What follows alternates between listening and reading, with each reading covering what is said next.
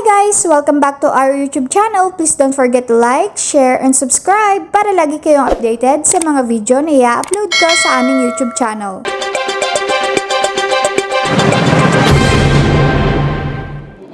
Ma'am, paano po ninyo tinitiyak na itong mga programang ito ay naaabot maging yung mga senior citizens sa malalayong lugar, lalo na po dun sa mga liblib?